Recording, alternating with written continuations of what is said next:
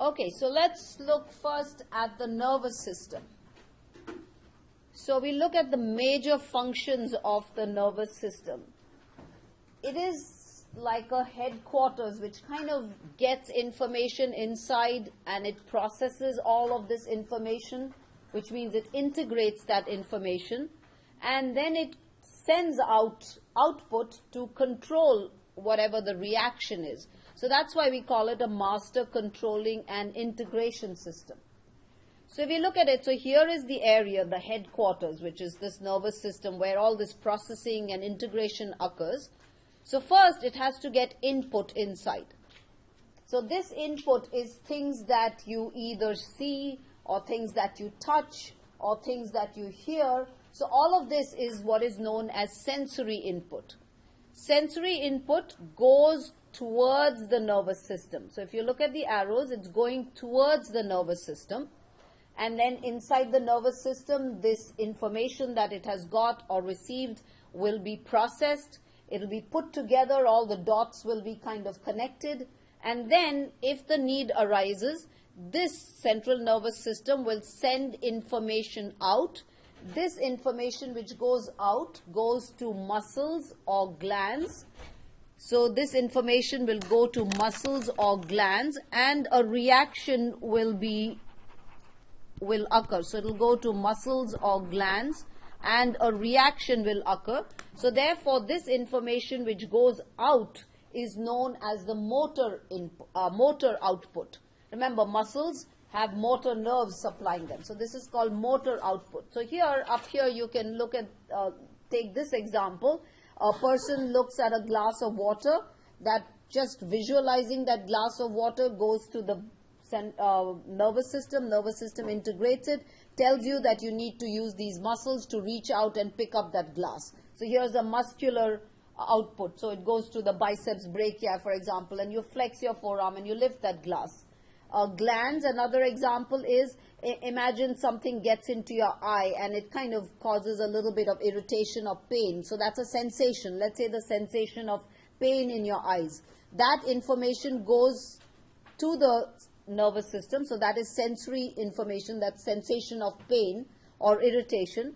The nervous system processes it and it decides that, okay, this, we have to get rid of this pain one way or the other. So what it does is it will go and stimulate your tear glands and they'll begin to secrete tears. So when the tears are produced, they will wash out that irritant and you'll feel better again. So do you see how muscle or glands are involved in motor output? So we divide like everything. You remember when we were doing the skeletal system and when we were doing the muscular system, we invariably tend to classify these areas just to keep things together and make it more coherent. So similarly, in the nervous system, we divide it anatomically into something which lies in the central axis of the body. So it lies inside the skull and in the vertebral canal. So this is the brain and spinal cord. So lying right in the center of your body. So this is called central nervous system. So this central nervous system consists of the brain and spinal cord. Peripheral means towards the outside.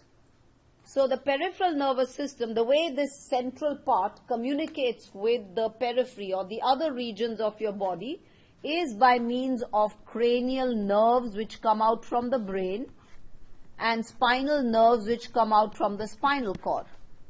So this to and fro information up here that you see, this to and fro information, this will be communicated to the brain and spinal cord by spinal or cranial nerves.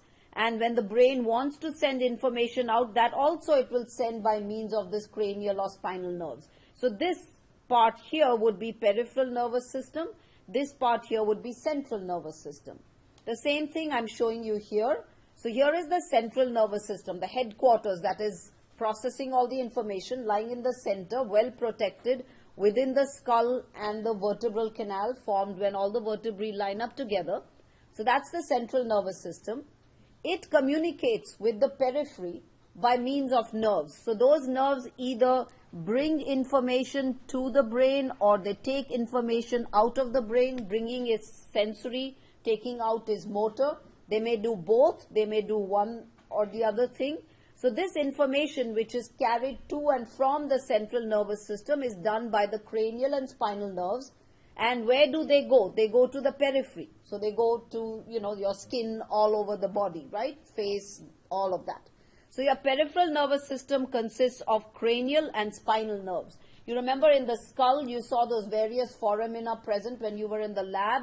The cranial nerves exit through those foramina, and the spinal nerves exit through the intervertebral foramina. When the vertebrae line up on the sides, you saw in the skeletal system those intervertebral foramina. That's where the spinal nerves pass out from the vertebral canal. So that's how cranial and spinal nerves will come out. Now, in the peripheral nervous system, you have two parts of the peripheral nervous system. We've already talked of these things up here, which you see. So, sensory input going in, motor output coming out. Now, here let's introduce some more terms. When we use the word sensory, it means it's going towards the central nervous system. It's going towards the brain and spinal cord. It's carrying information or impulses to the CNS. This sensory, we also use the word afferent. The word afferent meaning going towards. So where is this sensory information coming from? The sensory information can come from two areas of the body. It can come from what is called somatic. Somatic means body wall. And what is present in your body wall? Your body wall is like this whole shell that you have, right? This is skin. So, sensations of touch, temperature, pain, irritation, all of that. Or it can also go from skeletal muscles. Sensations can also be carried from muscles. What is the type of sensation that is carried from muscles and joints is, for example, whether your muscle has flexed or whether it's tense or whether it is relaxed, right? Similarly from joints, the position of your joint. Whether your joint is flexed or your joint is extended. So this muscle and joint sense is known as proprioception. So that is also a type of sensation which is going towards the central nervous system. So this comes from the skin and skeletal muscles which make up the body wall. So that part is called somatic. Somatic means anything to do with body wall or voluntary. We'll later see it also has to do with voluntary. Visceral, the word visceral comes from viscous, which means organ. You can have visceral sensations also. Think of it, often you may have had like hunger pangs, or you may have heard, or you might have had a stomach ache where you feel this colicky pain that you have, right? So that kind of sensation which comes from an organ is known as visceral sensations. Visceral sensations from organs are not like from your skin and skeletal muscle. In other words, if I pinch an organ, you're not going to feel pain. If I touch it with a hot object, you're not going to feel temperature. Organs perceive sensation if they are stretched, in which case you feel pain. When your stomach is full of gas, or your intestines are full of gas. How little children cry when they're babies because we say they have colic. That's because when they swallow a lot of air, that stretches their intestines and causes pain. So stretch causes pain, or lack of blood supply. Ischemia means lack of blood supply. Heard of people who have had a heart attack, which is called myocardial infarction? You may have heard that, this so-and-so had a heart attack, they felt pain on the front of their chest wall, just behind the sternum. The pain radiated to the right, to the medial side of the left arm or the right arm or up to the jaw and all that. That pain sensation which they are feeling is because a particular part of the cardiac muscle did not get its proper blood supply. That lack of blood supply is known as ischemia. So when blood supply doesn't go to an organ, that organ, the muscle there either dies, or for a short time it's without blood supply, and then that sensation which you feel is a sensation of pain. So organs have pain sensation, but that pain sensation is different from regular pain sensation which you have from your skin and skeletal muscle. That pain sensation is due to either stretch. When you stretch, it can cause pain in an organ, or if there is lack of blood supply. So in either case, whether it is from an organ or whether it is from skin or skeletal muscle, this sensory impulse will travel towards the central nervous system. So it is known as afferent. Motor information is coming from the central nervous system to muscle and glands. Those impulses which go to skeletal muscle are called somatic. If you remember, skeletal muscle was what type of muscle? Voluntary or involuntary? Voluntary. So can you see how somatic has to do with voluntary? And impulses which go to smooth and cardiac muscle or glands, these motor impulses are carried by a part of the nervous system which is known as autonomic nervous system. Okay? Autonomic nervous system carries impulses to smooth and cardiac muscle and glands. So autonomic therefore would mean involuntary, right? Because remember, cardiac and smooth muscle were involuntary. Glands have smooth muscle fibers next to them. So that's why glands are included in this autonomic.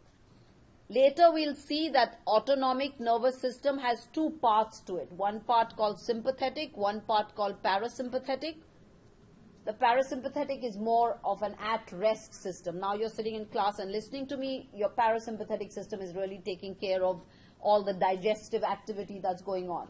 Sympathetic is a system which kind of kicks into action. If I told you just now that, there's a fire in the building and all of us kind of try to rush out, what happens? Your muscles, the cardiac muscle will contract more forcefully, raise your heart rate. The smooth muscle in your bronchi will kind of relax and allow more air to go in so you can breathe better, right? Your pupils will dilate because there's a muscle which helps to dilate the pupil so that more light goes in and you see better. So all of this will be part of the sympathetic nervous system, okay? So for now, just kind of keep these two terms in your head. We will do more of it.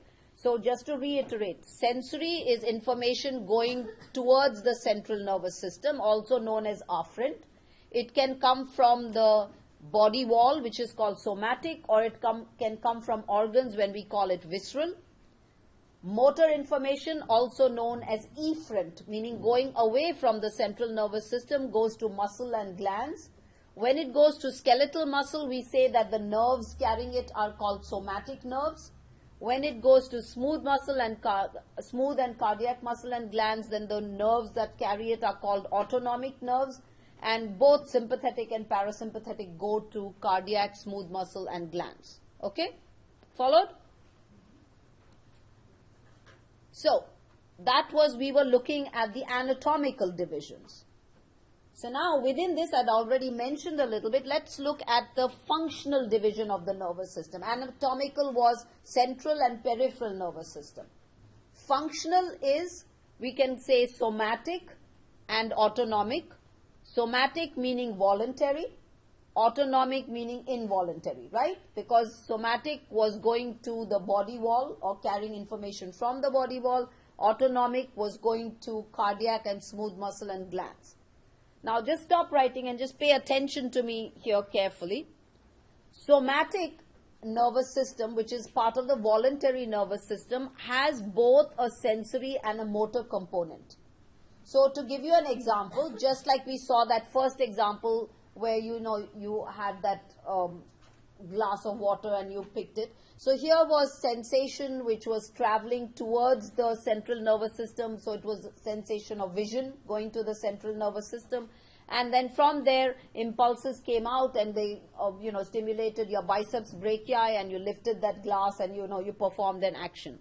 So in somatic nervous system, there's a sensory component, and this sensory component takes information from your skin, muscle and joints. Remember, muscle and information going from muscle and joints was known as, what was the word we used? Proprioception, right? Remember proprioception, that means joint and muscle sense. That means telling you how much your muscle has contracted. What is the position? Is it in a flexed or extended position? Is it contracted or relaxed? Same for joints. Joint sense. Is your joint flexed? Is your joint extended? Is it abducted? Adducted? That's the joint sense. So somatic nervous system has a sensory component. It has a motor component called efferent. All motor was efferent, and that goes to skeletal muscle. Do you see that? Okay. The autonomic nervous system, which had two parts. What were the two parts of the autonomic nervous system? Sympathetic and parasympathetic. These two parts, since they go to cardiac muscle, smooth muscle or glands, they are called involuntary. And notice, they only have a motor component. So that means only information is carried out from the central nervous system to cardiac muscle, smooth muscle or glands. They don't have a sensory component. The sensory component, which comes from organs, from the visceral part, is actually part of this general sensation. So autonomic nervous system, we say, is a purely motor system because it only takes information out from the central nervous system, going to cardiac muscle, glands and smooth muscle. Got that? Can you see that? Okay. So let's review this. So which system innervates skeletal muscle?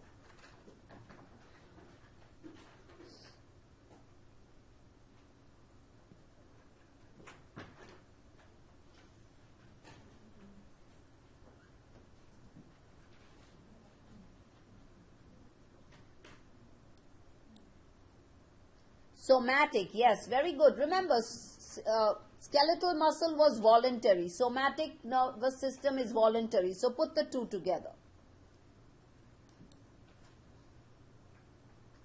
So think of this. You prick your hand on a thorn and feel pain.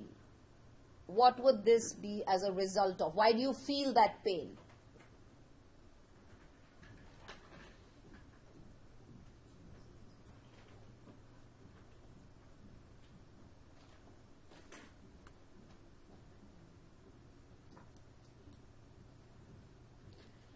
Remember, feel is perception. You're feeling something. Feeling is a sensation, right? So this is sensory impulse being carried to the central nervous system.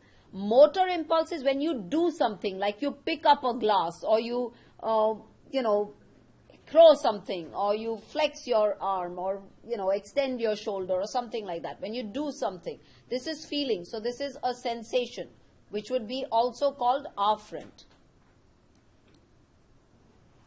Now, here.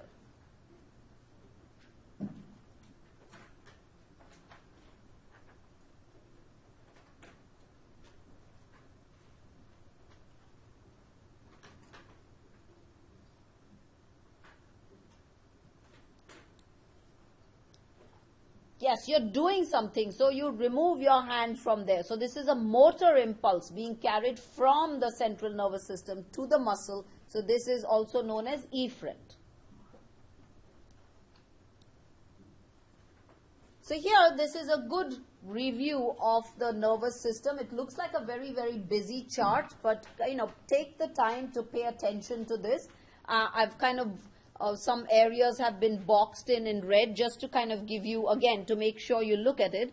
So here is the central nervous system consisting of the brain and spinal cord. Look at its function. It's the integrative and control center. That means it processes and then sends out information. And this is the peripheral nervous system, which consists of cranial and spinal nerves. And what it does is, it is the communication channel between the central nervous system and the rest of the body. So it sends information, which will be sensory. It receives information, which is motor, and that's what it will take to muscle and glands. Then in the peripheral nervous system, we have a sensory division and a motor division. Sensory division coming from somatic and the visceral sensory fibers, visceral meaning from organs. Motor or efferent is the motor fibers, which goes from the central nervous system to muscle and glands.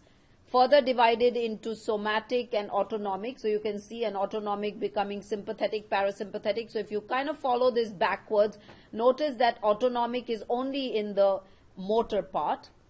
Then when you look up here, look at its somatic sensory, information going towards the central nervous system. Visceral sensory, information going towards the central nervous system. Motor fibers going away from the central nervous system to muscle, and look at it, skeletal muscle. So this is part of somatic. Here you can see information going away to the heart, which is cardiac muscle, or to the urinary bladder, which is smooth muscle, and it's going away, so it's motor, but being carried by sympathetic or parasympathetic. Now, sympathetic and parasympathetic both of them go to cardiac as well as the bladder, so you may want to kind of add another arrow here. So even parasympathetic goes to the cardiac muscle. So parasympathetic also goes to cardiac muscle, and sympathetic also goes to the bladder. So smooth and cardiac get supply from both parts of the nervous system. Okay. So this is a really good slide. So kind of take a look, read everything on this slide. Now let's look at the cells of the central nervous system, and we'll begin with what are called supporting cells. That means these are not the cells which actually conduct the impulses, but they help the main conducting cells do their job. So there are a few varieties of these cells. These cells are called neuroglial cells, or also known as glial cells. So these are called neuroglial cells, or neuroglia, or also called glial cells. And they actually outnumber the main conducting cells, which are neurons. Often you may have heard of, somebody having a brain tumor. Most of the time when they have a brain tumor, it is actually a tumor of these glial cells. That's because they outnumber the main neurons. So in the central nervous system, let's look at the various types of glial cells, and as always, we want to know their functions. These cells, they are supporting cells. They kind of hold everything together, so that's why often they are also known as nerve glue.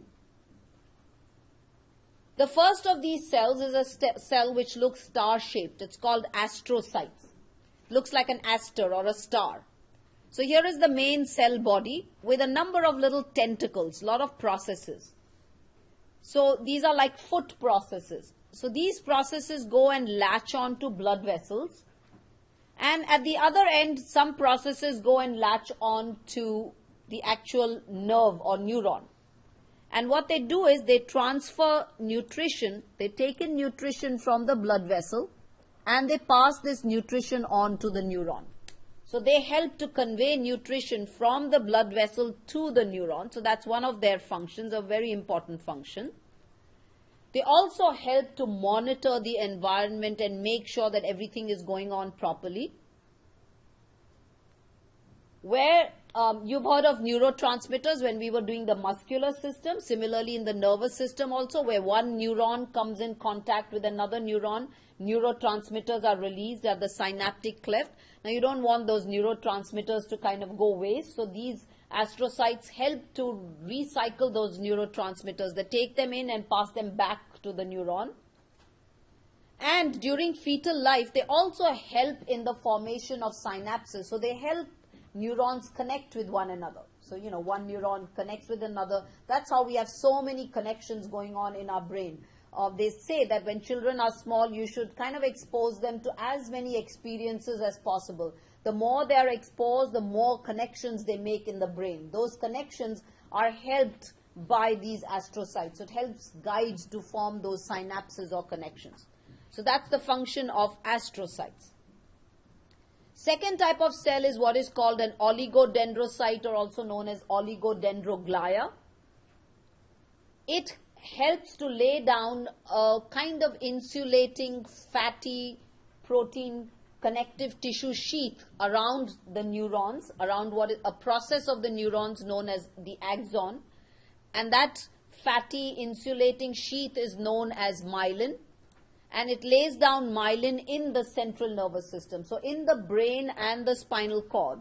So up here in the brain and in the spinal cord, we have many neurons which travel up or down like this. And so here this myelin sheath is laid down along these neurons. Okay.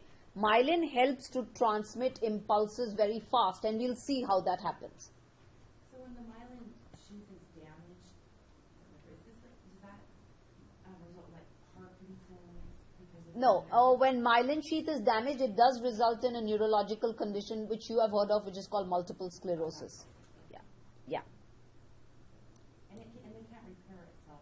Well, there are certain drugs that they are kind of, trying now called interferon, beta interferon, which kind of helps a little bit, but you cannot put it back altogether that easily. The other supporting cells of the central nervous system, the third one, is called microglia. Microglia, very, very tiny cells, phagocytic, so they are part of the immune system, and they help to monitor neuron health, because if there is any damage in any part of the central nervous system, there's a little bit of cell debris in that area, microglia will come and they will remove that. And lastly, we'll see that when we start doing the brain, we'll see that inside the brain there are cavities present. These cavities inside the brain have cerebrospinal fluid. CSF stands for cerebrospinal fluid.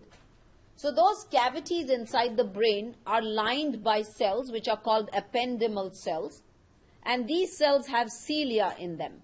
And cilia, like anywhere in the body, helps to beat in a certain fashion.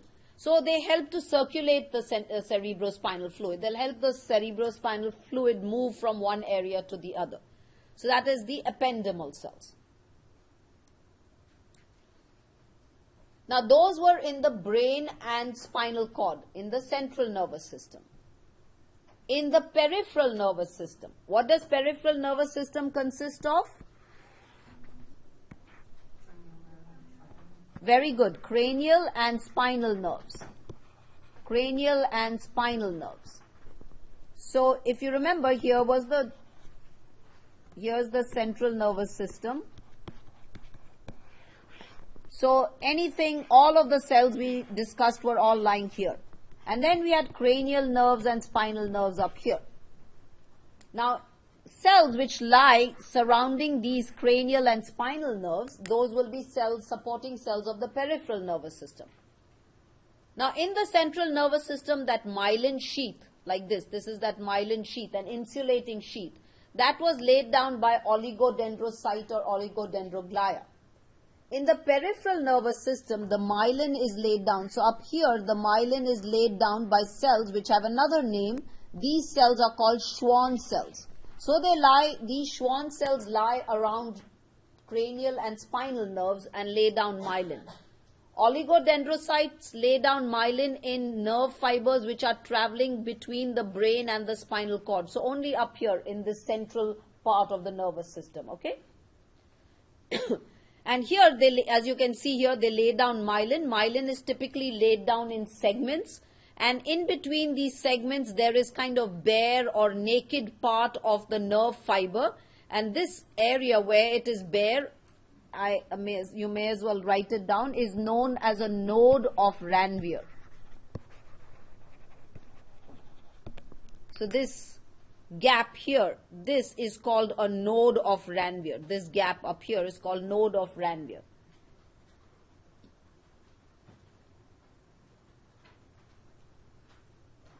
Then also in the peripheral nervous system, very similar to astrocytes, surrounding a nerve cell body, the cell body of the nerve, that means where the cell organelles are present, there are cells which kind of orbit around the cell body. So these cells are known as satellite cells. You know, what does the word satellite mean? It's kind of to go around, right? So these cells are satellite cells which lie around the cell body of this neuron in the peripheral nervous system. So they provide nutrition. In the central nervous system, we had astrocytes to provide nutrition. In the peripheral nervous system, we have these other cells which are known as satellite cells. So you must, in your heads, be able to differentiate between nerves, between supporting cells of the central nervous system and supporting cells of the peripheral nervous system. In the peripheral, you had only two types of supporting cells. Schwann cells, which lay down myelin, satellite cells, which provided nutrition.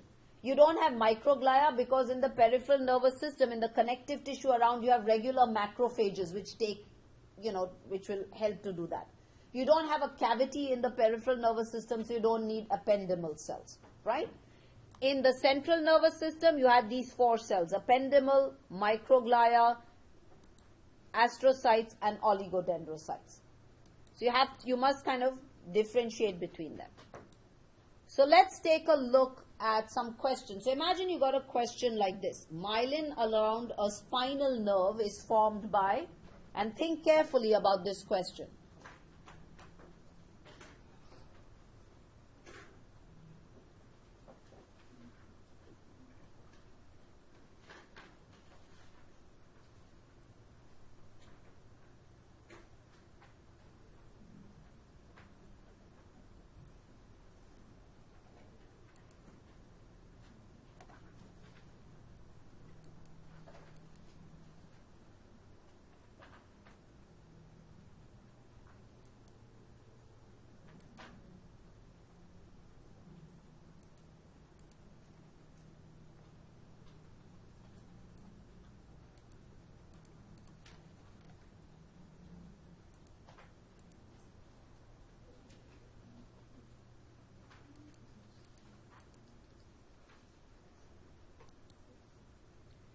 Okay, the correct answer is Schwann cells.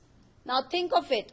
What does spinal nerve belong to? Which part of the nervous system does spinal nerve belong to? Peripheral nervous system, right? So therefore, which cell would lay down myelin? Would be Schwann cell, because that's the cell which lies in the peripheral nervous system. Think about this.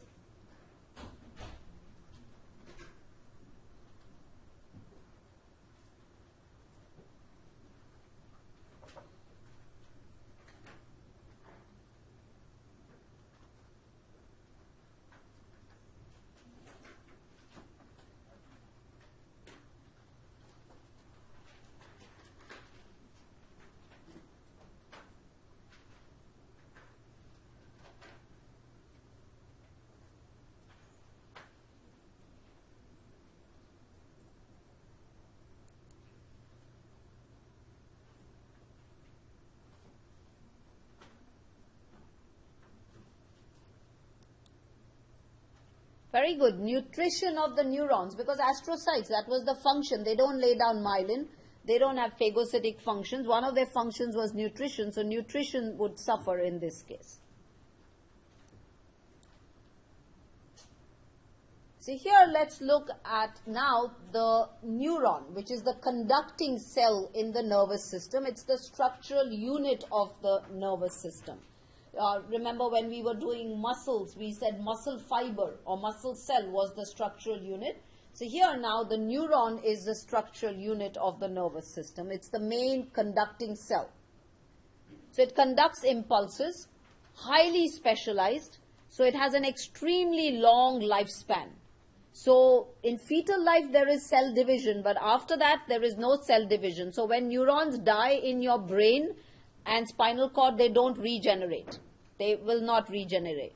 In the peripheral nervous system, when axons are cut, some regeneration can occur provided the gap between the cut ends is not too large. Okay? They have an extremely high demand for oxygen and glucose. So that's why we say your brain and your central nervous system cannot go without oxygen beyond a few minutes. We need to send oxygen to the brain and spinal cord or your central nervous system, otherwise, these neurons will die. Now let's look at the parts of a neuron. So normally when we take any cell, so for example, you've all done cells, so you did epithelium. When we were doing an epithelial cell is, it could be tall, columnar or cuboidal or whatever. So this is how we draw the cell, but inside the cell we had all the various cell organelles. When we looked at a muscle cell, most of the areas a muscle cell is elongated. Suppose it was a skeletal muscle cell. Remember, we had the nucleus present here, and inside we have endoplasmic reticulum, which we call sarcoplasmic reticulum, all of that, right? So that's a muscle cell. Similarly, the neuron also has a main cell, which is known as the cell body or also called the soma. So here is the main cell. And what is different is in the neuron, the cytoplasm also gets kind of drawn out into tiny processes. So these processes are present. They are like just extensions of the cytoplasm. When these processes are very, very small, we call them dendrites. And all neurons have one axonal process, one long axonal process, which begins at a point in the cell body which is kind of slightly raised. That point is known as the axon hillock. So that's where the axon begins, and it ends at an area which is known as the axon terminal. And this is called the secretory region because manufactured within the cell body are neurotransmitters which travel down the axon and are liberated at these axon terminals. And that's how through neurotransmitters the impulse will pass to the next neuron and thereafter to the next neuron at regions which are known as a synapse, which we look at. Now here you can see this is the cell body. This neuron has many dendritic processes. So you can see there are many dendritic processes within the cell body. Look at it, it's very typical like any other regular cell with a nucleus, a nucleolus. There is rough endoplasmic reticulum. In the case of a neuron, this rough endoplasmic reticulum has a special name. It is known as Nissel's granules or Nissel's body. It's very granular looking, so Nissel's granules. It'll have a lot of mitochondria, Golgi apparatus, so all of that will be there. Notice also that the dendrites are very small. This axon is single and a large axon. And this particular axon is showing that it has a myelin sheath around it. And as I was telling them in the lab, think of this myelin sheath as, you know, when you're traveling on a highway and you have overpasses, you know, how you can go faster because you kind of travel over one overpass and then you go over another overpass and you can kind of reach your destination much faster. So whenever you have myelinated neurons like this and they are interrupted by these little areas where there are gaps, those gaps are known as nodes of Ranvier. So the impulse actually jumps. It comes from the dendrite, goes to the cell body, comes down the axon, and then it hops over from one node of Ranvier to the other. When it hops like that, the impulse travels much faster. This kind of an impulse transmission going from one node to the other is known as saltatory conduction. So impulse transmission along nodes of Ranvier is known as saltatory conduction.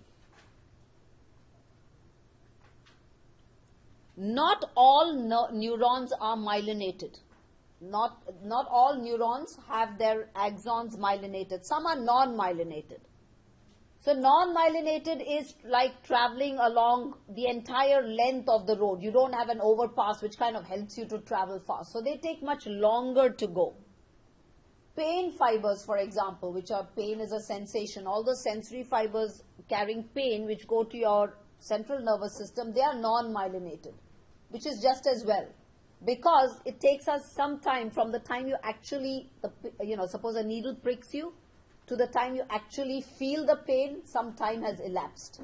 Which is just as well, it gives us time to kind of feel. So we don't feel it immediately. So they take the impulse traveling much, much slower. So non-myelinated fibers, impulses travel slower. Myelinated fibers, impulses travel faster.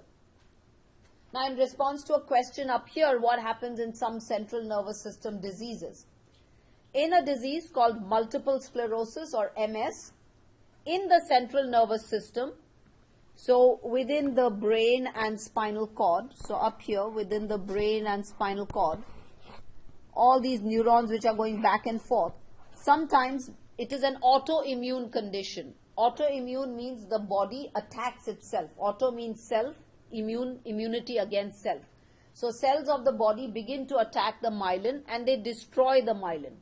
So it is very similar to what happens, imagine like you're traveling and an overpass has suddenly fallen down. You can't go any further, right? Because that overpass has dropped. Similarly, in myelinated fibers, when this myelin sheath is destroyed, the impulse is not able to jump because its insulation has gone.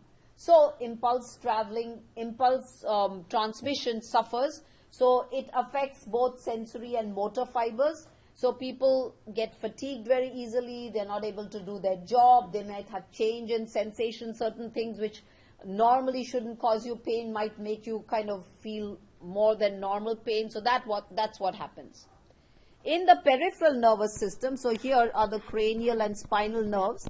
So imagine if the myelin sheath is damaged in the peripheral nervous system. We have another kind of disease which is called transverse myelitis, or we have another disease called Guillain-Barré syndrome. So there, myelination is destroyed in the peripheral nervous system and usually kind of starts after a viral attack, viral fever, and then something kind of goes awry and the myelin sheath begins to get disturbed. Yeah. So in the case of MS, I mean, I know somebody has it. Some days they can walk. Some days they feel better. Some days they feel not so good. Other days, it all depends a lot on what they did the day before. They also go through relapses and remissions because they are on medicines. So sometimes, the medicines kind of help a little bit, and they are in a process of remission where the destruction is not so much. And at other times it kind of overtakes, so they go into a relapse. So it's not something that it is predictable that, okay, tomorrow you're going to feel better and today you're going to feel worse. So the destruction of the myelin sheath that stays the same, that doesn't mean that they're getting better the day that they... Yes, no, yeah. So let's review this. Impulse conduction would be faster in...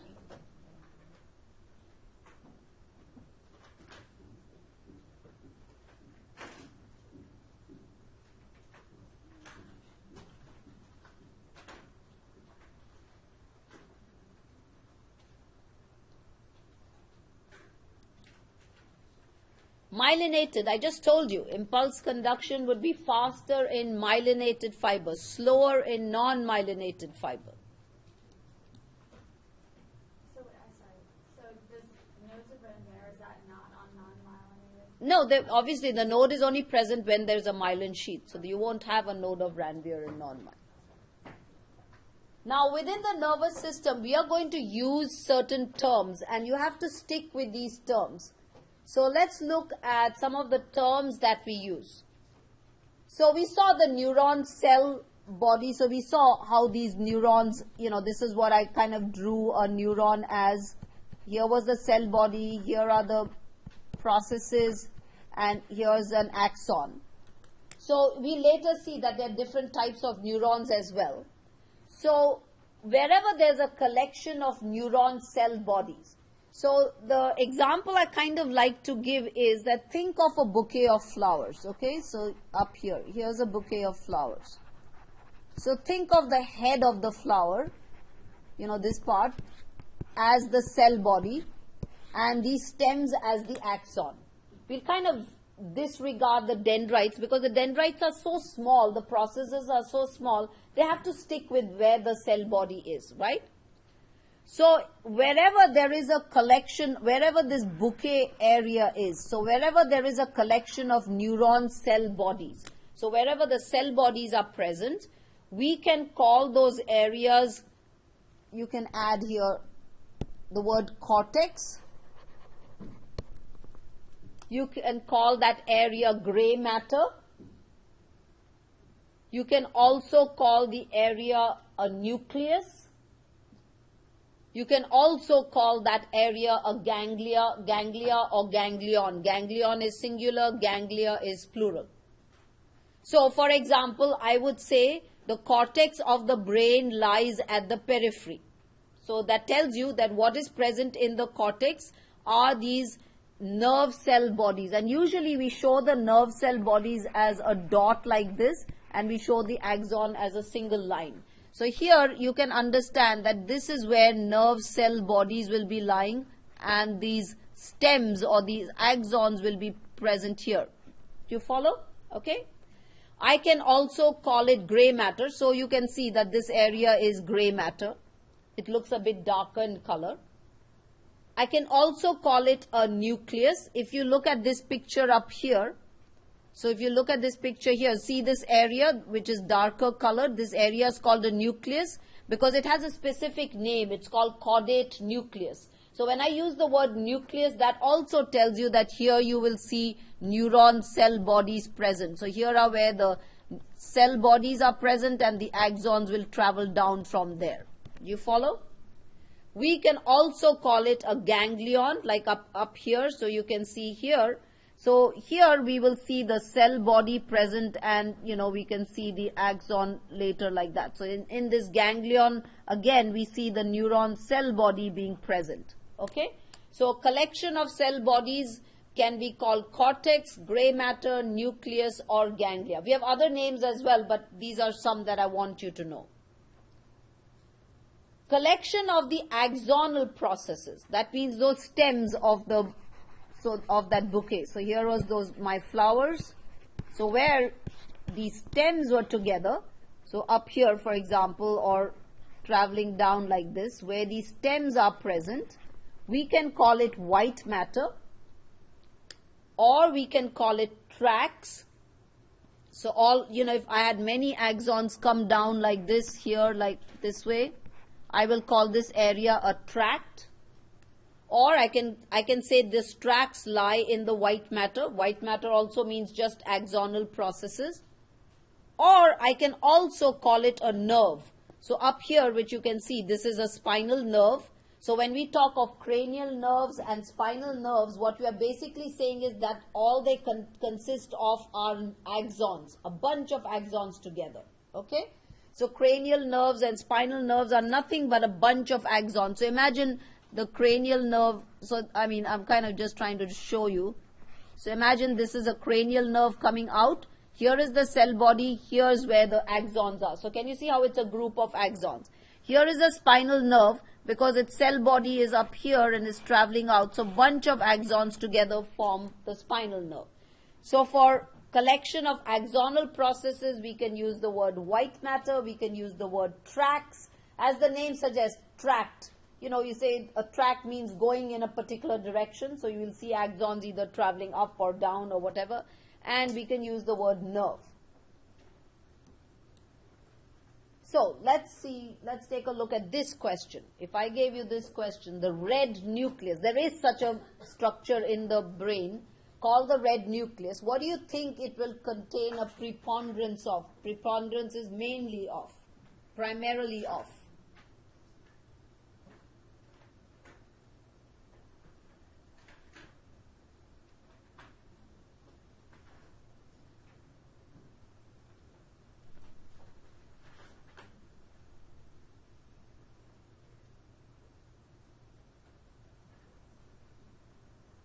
So think of what we just studied, what were some terms we used, and see if it matches up with any of this.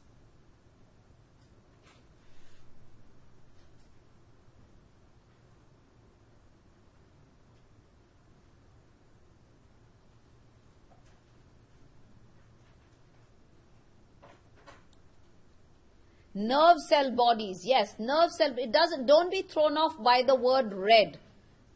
Look how I've kind of capitalized nucleus, because you are only concerned with the word nucleus. There happens to be a red nucleus in the brain only because it has a certain pigment which gives it like a little reddish color. We have a nucleus called the caudate nucleus. You're not concerned with what I named the thing.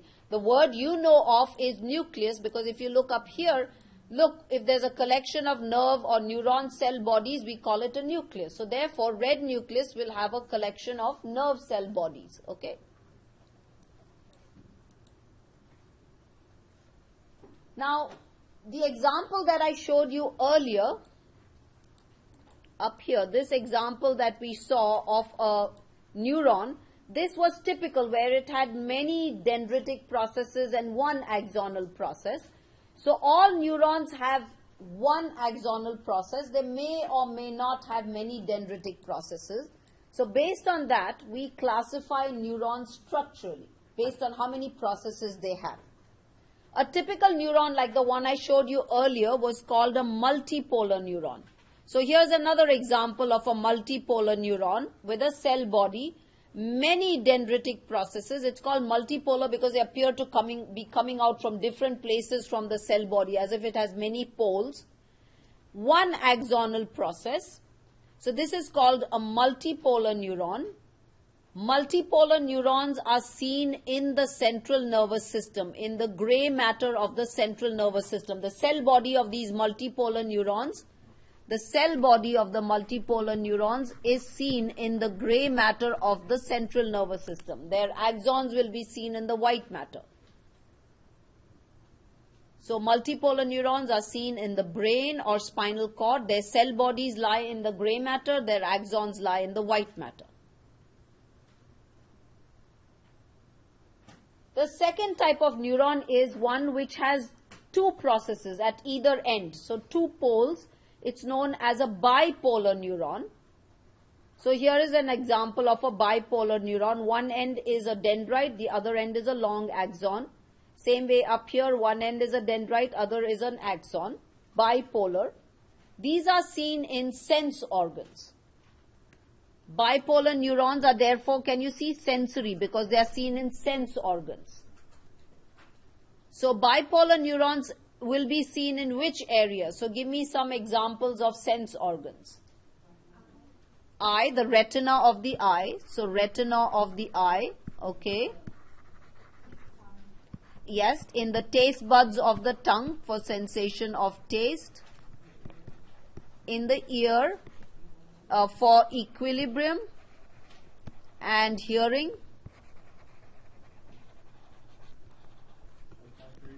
Very good. For smell or olfaction, in the nose, right, in the upper part of your nasal cavity for smell. So these are all the special sense organs which will have bipolar neurons.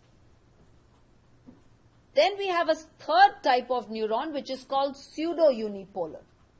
This begins as a unipolar neuron. So there's a cell body with one process. So can you see this one process coming down?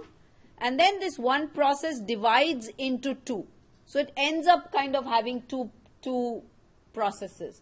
So since it didn't start out as having two, but started out as having one and then became two, this is known as pseudo-unipolar. So this one is called pseudo-unipolar, not unipolar. It's called pseudo-unipolar because it's not truly unipolar. It began as one but then ended up as two. This also is a sensory neuron and is seen in sensory ganglia, in a ganglion which is called dorsal root ganglion. Remember we said ganglion was again an example of where you saw nerve cell bodies.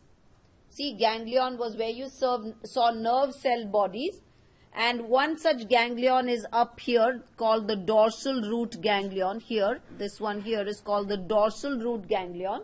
So inside this ganglion, the cell body of the pseudo-unipolar neuron, so I'm going to kind of draw it outside. So this cell body will lie here. One process will become the axon and the other process will be the dendrite. So within the ganglion, these cell bodies of these pseudo-unipolar neurons will lie, and they'll be sensory neurons.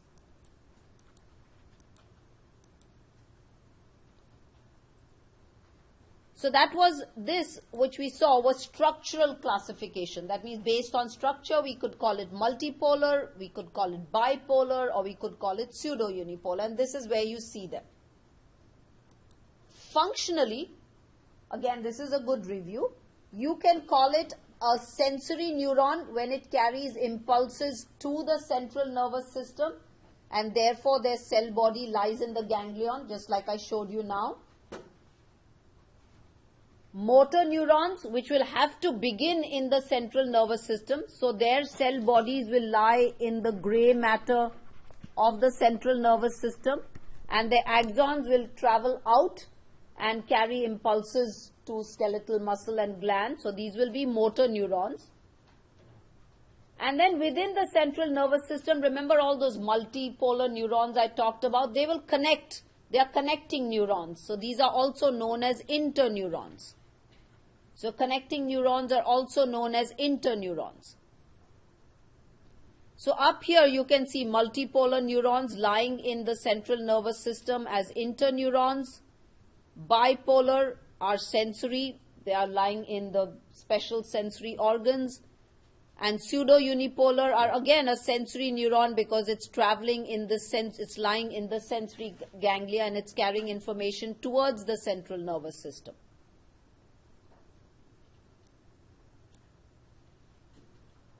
So let's take a look up here. So sensory neurons may be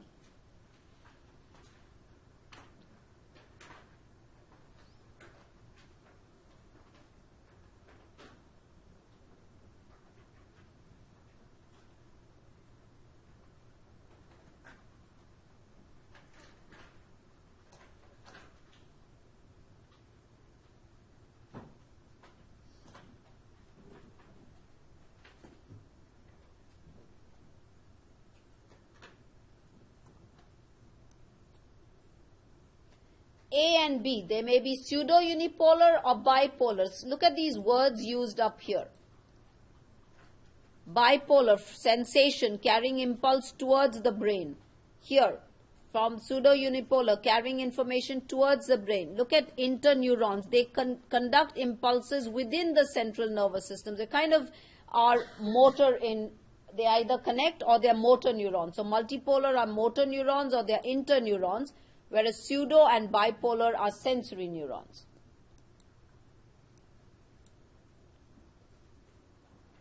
What are motor neurons? Now you shouldn't get this one wrong.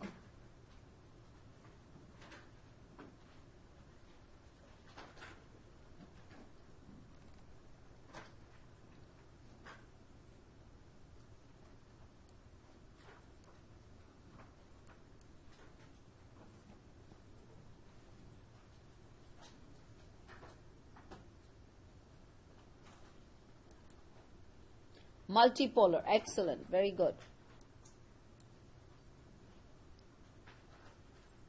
Okay, so here is, we are talking about nerve conduction. So this is very similar to muscle conduction with a few differences. You remember when we looked at muscle, how nerve impulse came, it traveled, it went and, attached to the acetylcholine receptors. That open membrane channels, sodium went in, potassium came out, that area was said to be depolarized, and when it reached a threshold, an action potential was generated, and then the impulse traveled further in patches, so the area which was depolarized became repolarized, the next patch became depolarized. You remember all of that? The same thing kind of happens over here. So again, you have, remember there are more sodium ions on the outside and more potassium ions on the inside. So the outside of the neuron, the cell membrane is more positive compared to the inside. Action potentials are generated. So again, the same thing happens. When an impulse comes and it stimulates the neuron, there's depolarization, it reaches a threshold, an action potential is generated and it travels away from the cell body. So either you have an action potential generated or not at all. So there's no iffy reaction, like you either have it or you don't, and that's known as the all or none principle. That area where the patch first got depolarized, that becomes repolarized, waiting for the next impulse. Now in the nervous system, one additional thing can happen, which is known as hyperpolarization. So in this case, what happens is that suppose inside becomes you have more sort of ions going towards the inside, or more potassium kind of coming out, and where the inside becomes more negative compared to the outside. This situation is known as hyperpolarization, and it prevents the action potential from being generated. So we will see in certain areas of the brain, everything in the brain, when one impulse goes and comes and synapses on another neuron, it does not always mean that you have a stimulation occurring. Sometimes you might have inhibition occurring. There are certain neurotransmitters which inhibit parts of your brain. They prevent from, an example is that, when you're talking, your facial muscles don't twitch, or, odd movements don't occur. When people, because there are certain neurotransmitters which kind of prevent this kind of extra movement occurring. So they inhibit responses, and you get what you desire. In some diseases, what happens is people have these extra movements occurring which should not normally happen, because maybe those neurotransmitters are lacking, so this inhibitory effect is not happening.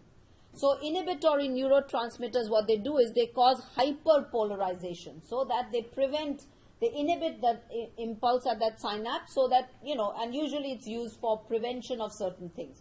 So in nervous tissue, in nerve muscle, remember we didn't have anything like hyperpolarization.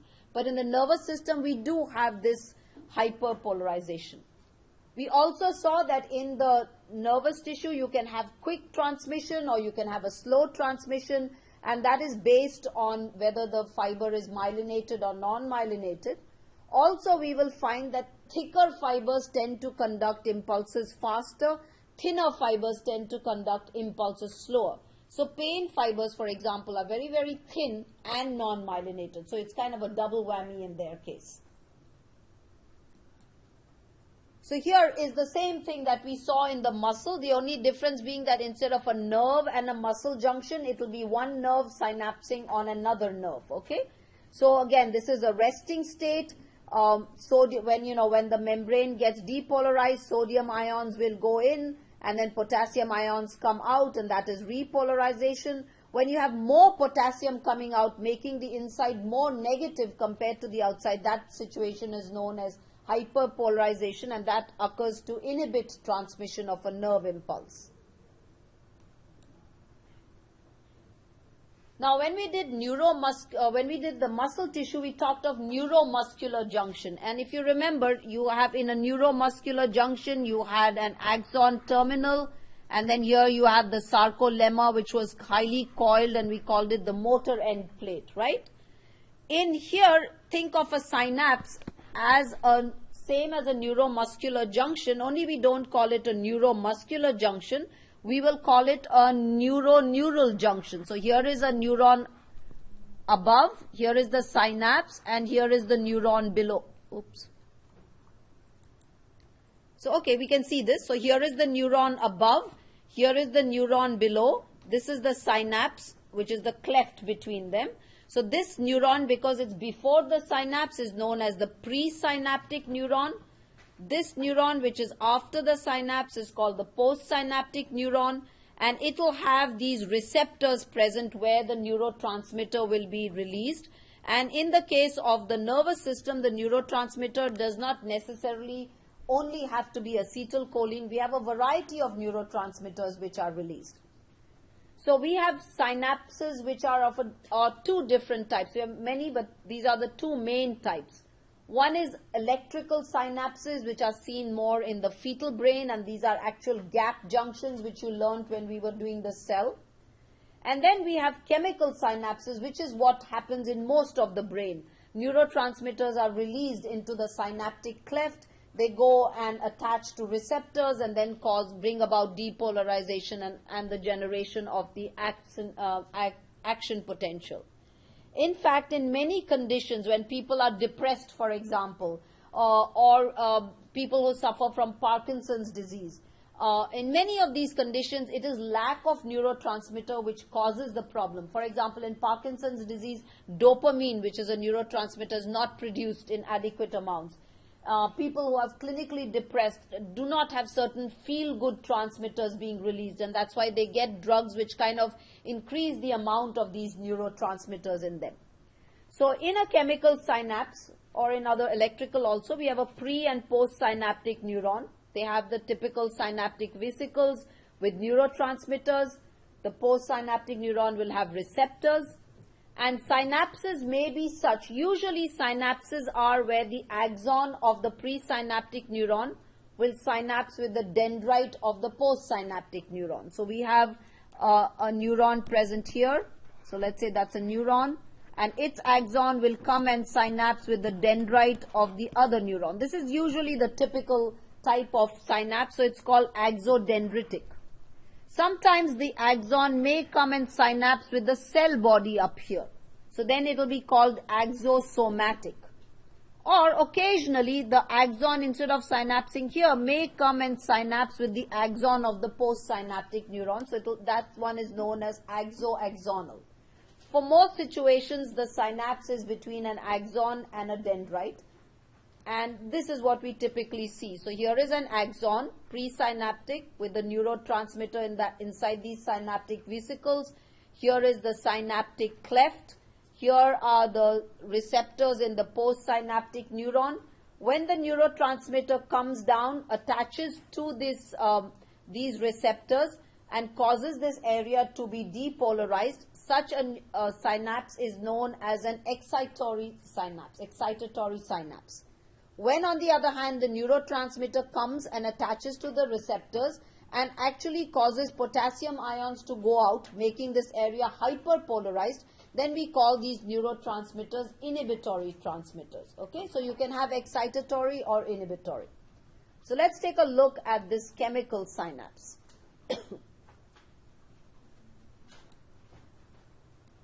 How does the pain you experience when you burn your hand result so quickly in an action by your muscles? Many animals respond to environmental stimuli using specialized cells called neurons. A stimulus is detected by sensory receptors, and the body responds through motor effectors.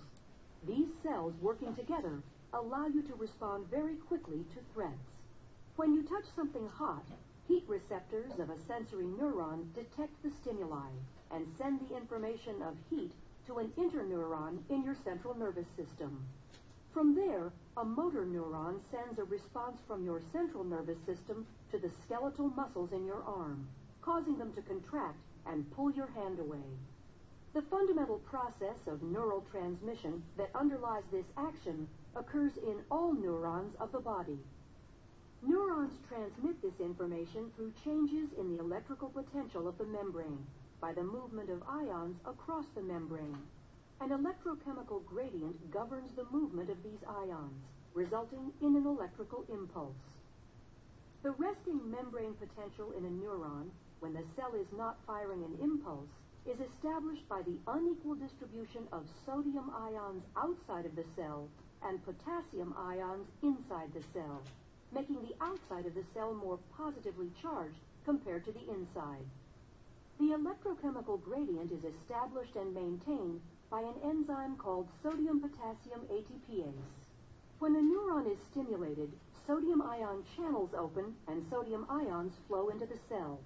This leads to a change in the electrical potential across the membrane called depolarization. The depolarizing electrical potential travels down the dendrites and over the cell body. Multiple electrical potentials will combine at the axon hillock in a process called summation. If the depolarization is large enough, an action potential is triggered. Action potentials are all or none electrical impulses that maintain their amplitude and strength down the length of the axon. The action potential travels down the axon when the depolarization of an area of membrane causes adjacent voltage-gated sodium ion channels to open. The influx of sodium ions results in membrane depolarization along the membrane. After a short delay, potassium ion channels open and potassium ions flow out, repolarizing the membrane. For the neuron to fire again, the resting membrane potential needs to be reestablished. Sodium-potassium ATPase is used to move sodium and potassium ions against their concentration gradients, reestablishing the resting membrane potential. As the action potential moves down the axon, ions are diffusing only a short distance, allowing the signal to move quickly. At the axon terminal, the electrical impulse passes to another cell at a cellular connection called a synapse. The space between the presynaptic neuron and a postsynaptic cell is called the synaptic cleft. The presynaptic neuron contains signal molecules called neurotransmitters that are packaged inside vesicles. When an action potential reaches the end of a neuron, neurotransmitters are released by exocytosis from the neuron into the synaptic cleft. Neurotransmitters bind to the adjacent cell at receptor sites attached to ion channels. The channels open, allowing the movement of ions into or out of the effector cell, which alters its membrane potential, thereby transmitting the signal from the neuron to the effector cell.